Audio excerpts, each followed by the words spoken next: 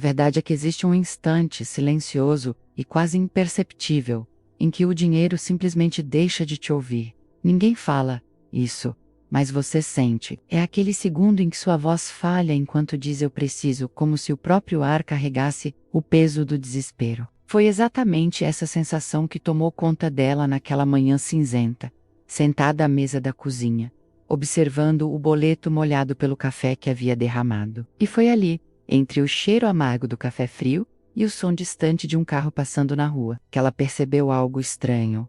Quanto mais pedia, menos recebia. Era como bater numa porta que nunca se abre. Ela repetia frases bonitas, orava com devoção, fazia promessas em silêncio. Mas o mundo parecia indiferente. A cada tentativa, vinha aquela pontada familiar no peito, como se estivesse confessando a própria falta. E ainda assim, continuava pedindo, porque era a única coisa que sabia fazer. Ou pelo menos achava que era. Até que, enquanto revirava uma gaveta antiga em busca de um comprovante, encontrou algo que não lembrava ter guardado. Um pedaço de papel amarelado, dobrado 4 vezes, como se tivesse sido escondido de propósito. A caligrafia era firme, quase autoritária. Apenas uma frase, curta e perturbadora. O que você pede, declara que não possui. Ela releu devagar, como quem encara uma verdade que preferiria não ver. A frase a incomodou de um jeito que não sabia explicar.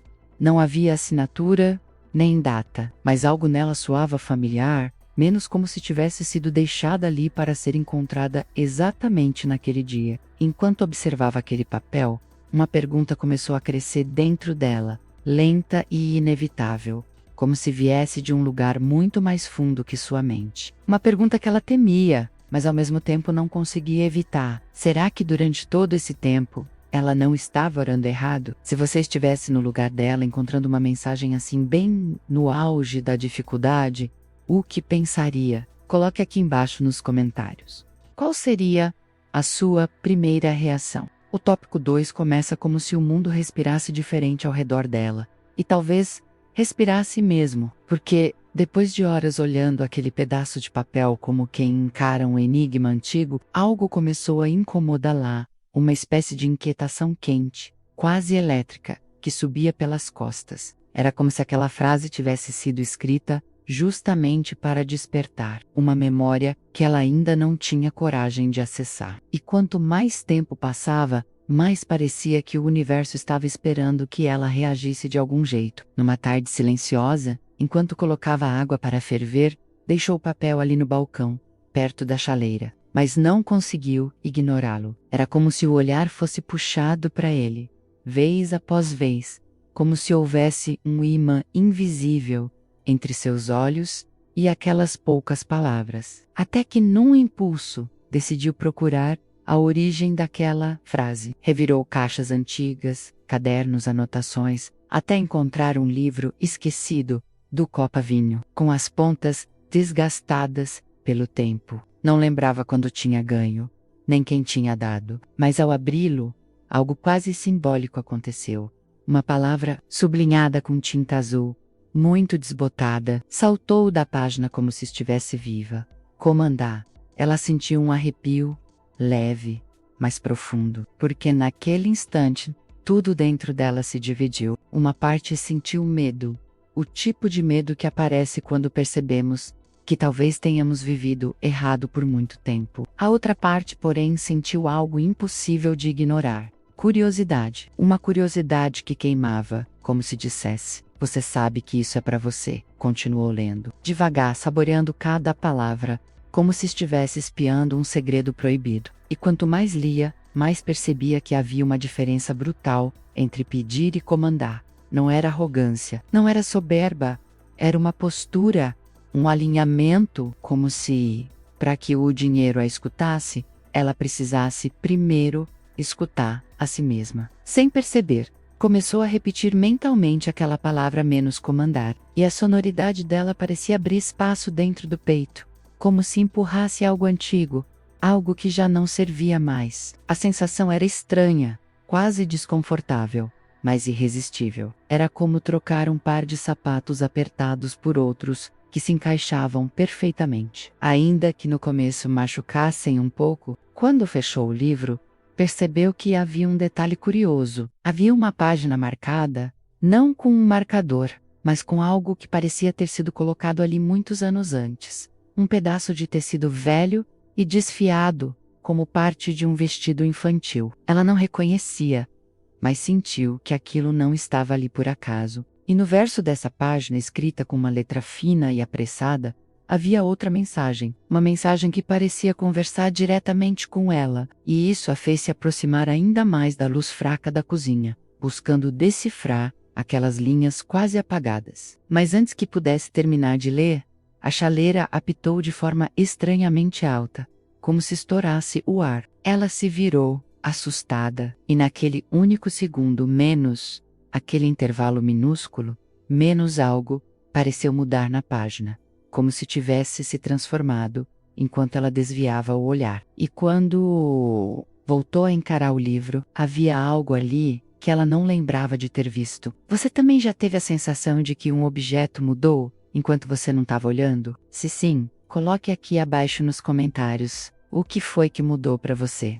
A história começou no exato instante em que ela percebeu que aquele detalhe novo na página não era fruto da imaginação. Era uma frase curta, escrita com tinta, que parecia mais fresca do que todo o resto do livro, como se tivesse sido colocada ali, não anos atrás, mas naquela própria madrugada silenciosa. O invisível responde à voz que sabe o que quer. Quando leu isso, sentiu o coração acelerar de um jeito quase infantil, como se tivesse acabado de descobrir uma passagem secreta dentro da própria vida. E pela primeira vez ela não queria pedir nada a Querya Tester. Fechou o livro devagar, respirou fundo e caminhou até a sala. O ambiente estava escuro, iluminado apenas pela luz pálida da rua, entrando pelas frestas da cortina. Havia algo sagrado no ar, menos como se o tempo tivesse diminuído o passo para observá-la. Ela se sentou no sofá, apoiou as mãos nos joelhos e, pela primeira vez, falou sem pedir. Falou como se tivesse lembrado quem era antes de desaprender. A frase saiu firme, simples, sem tremor. Eu comando que a abundância se manifeste agora. Não houve raio, relâmpago, voz celestial. Nada, apenas uma leve mudança na temperatura da sala. Um silêncio diferente, quase atento. Foi tão sutil que ela duvidou por um instante. Mas algo dentro dela, menos algo que nunca tinha sido convidado a se manifestar, menos abriu os olhos. Minutos depois, o celular vibrou. Apenas uma vez. E, por algum motivo que ela não soube explicar, seu estômago deu um pequeno salto. Era uma mensagem curta, enviada por alguém de quem não ouvia falar há muito tempo. Uma oportunidade inesperada, quase absurda, mas real. Não era dinheiro imediato. Era um fio, um começo, um sinal. Um sinal tão improvável, que parecia até brincadeira do destino. Ela não respondeu na hora, ficou olhando a tela acesa, sentindo o coração bater devagar, como quem tenta acompanhar o ritmo de algo que acabou de despertar. Não fazia sentido aquilo acontecer naquele momento exato. Era coincidência demais para ser coincidência. E mesmo assim, havia um detalhe ainda mais intrigante. No canto da tela, acima da mensagem, havia uma notificação que ela tinha certeza absoluta de que não estava lá antes. Um lembrete antigo programado anos atrás que nunca tinha tocado. Um lembrete com apenas uma palavra: comando. Ela sentiu a pele arrepiar dos braços até a nuca. Era como se tudo, o livro, o tecido antigo, a frase recém-aparecida menos estivesse se alinhando ao redor dela, como se o mundo estivesse respondendo, não ao pedido, mas à postura, à vibração, a esse novo tom interno que ela mal tinha aprendido a usar. Mas algo dentro dela percebeu que aquilo era apenas o início, porque, quando abriu novamente o livro para procurar a página marcada, o tecido que estava ali, antes simplesmente não estava mais. E é aqui que eu te pergunto.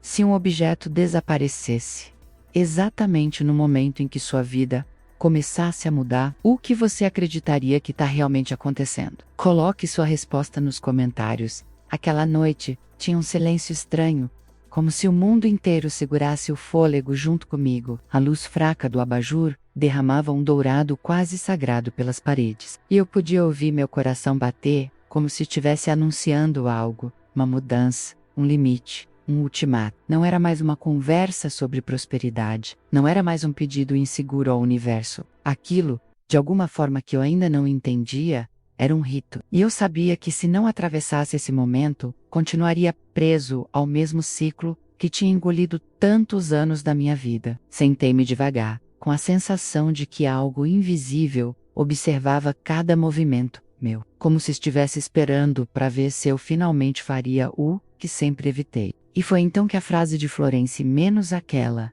que eu achava que entendia menos, voltou inteira, com um peso que nunca tinha sentido. Não se implora pelaquilo que já lhe pertence. Ordena-se. Era como se alguém tivesse falado diretamente no meu ouvido. Um arrepio percorreu minhas costas, não por medo, mas pela estranha certeza de que, de algum jeito, ela estava certa o tempo todo. Quando respirei fundo, percebi que estava tremendo, naldo nervoso. Era como se meu corpo estivesse reconhecendo uma verdade antiga. Algo que eu tinha esquecido e que agora voltava com força. Era quase desconfortável admitir, mas ali, naquele quarto pequeno e quase silencioso, eu percebi que nunca tinha comandado nada. Passei anos pedindo, suplicando, tentando ser merecedor. Passei anos mendigando gotinhas de abundância, quando tudo que o universo esperava era que eu abrisse a mão e dissesse: eu tomo, é meu. E pela primeira vez, senti a presença do dinheiro de forma diferente. Não como um tirano, não como um prêmio distante, mas como um fluxo vivo, algo que respondia à minha postura muito mais do que às minhas palavras. Ele parecia se aproximar quando eu me erguia menos e desaparecer quando eu encolhia. Era uma dança que eu nunca tinha percebido. Até aquela noite, as palavras saíram antes mesmo que eu pensasse. Não foram ensaiadas. Não foram planejadas. O dinheiro me serve. A frase ecoou pequena no início, mas repetida mais uma vez ganhou uma força quase física. Depois, outra vez, até que o quarto inteiro parecia vibrar com aquilo. E quanto mais eu dizia, mais percebia que a frase não convocava arrogância, e sim ordem. Uma ordem calma, limpa, quase elegante, como se eu tivesse finalmente encontrado o tom certo. A energia mudou. É difícil explicar. O ar pareceu pesado por alguns segundos, como antes de uma tempestade, e depois ficou surpreendentemente leve. Leve de um jeito que eu nunca tinha sentido. Como se tudo estivesse se reorganizando ao meu redor, esperando um próximo comando. E quando fechei os olhos, vi algo que não esperava. Lembranças antigas, situações de escassez, noites difíceis, conversas humilhantes, tudo passando como um filme rápido, e depois se dissolvendo como fumaça. Eu deveria ter sentido alívio, mas o que senti foi outra coisa, uma sensação inquietante, como se ao mesmo tempo em que eu ganhava poder, algo também começava a se mover no mundo ao meu redor, menos algo que eu ainda não tinha visto, mas que já tinha percebido minha mudança. Dinheiro é fluxo, mas poder também é. E quando alguém muda sua identidade, o mundo reage. Sempre. A última frase que falei aquela noite não foi planejada, e talvez tenha sido a mais importante. Eu não busco prosperidade, eu a convoco. E assim que essas palavras foram ditas, ouvi um barulho no corredor, baixo, metálico, como se algo tivesse caído sozinho. Sem motivo. Não era o tipo de som que você simplesmente ignora. Era o tipo de som que faz o corpo gelar, antes mesmo de você entender por quê. E quando me levantei para ver, percebi algo que não deveria estar ali. Algo que não deixei cair. Algo que não tinha motivo para parecer justo naquela hora. Mas isso eu só posso revelar no próximo capítulo.